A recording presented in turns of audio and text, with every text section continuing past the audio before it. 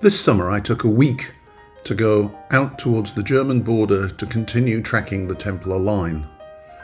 I spent quite a lot of time around JH looking either side for where the line went, and you can see where this is located on the map shown as point number 1.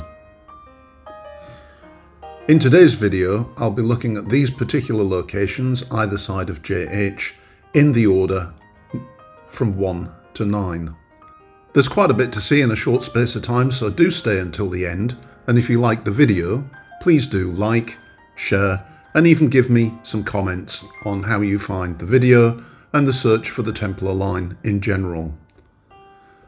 After doing the work, this is what we're left with in terms of how the Templar line looks like. As you can see, to the west of JH it gets fairly complicated with several major lines crossing, and I must go back to try to sort out the actual details, so there's still a gap. Anyway, let's start with some observations in the field about the female line. Classic case of the Mokosh line. Well, pond, cross, all of the elements that I've come to expect from her. Having found the line in Stoichin, I then hunted around and finished up in a place called Strumov.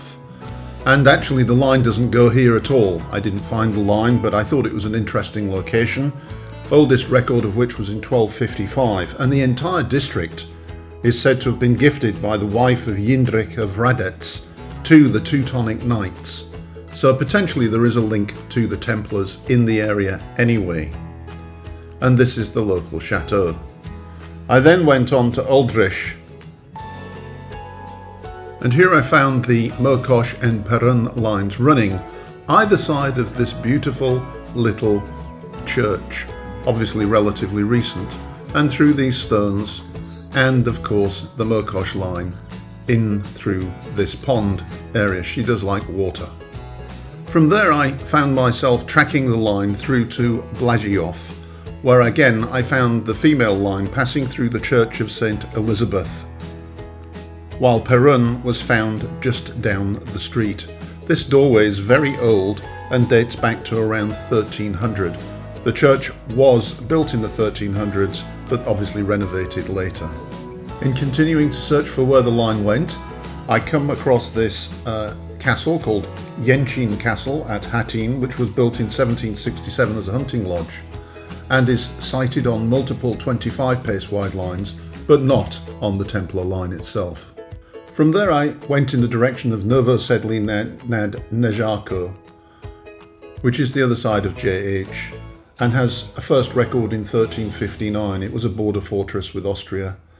Close by I found a crossing of the Templar line with another north-south major line, and the Perun line runs through this church dedicated to St. Václav. Have you noticed how the dedication of the churches is always in the same polarity as the line that runs through them?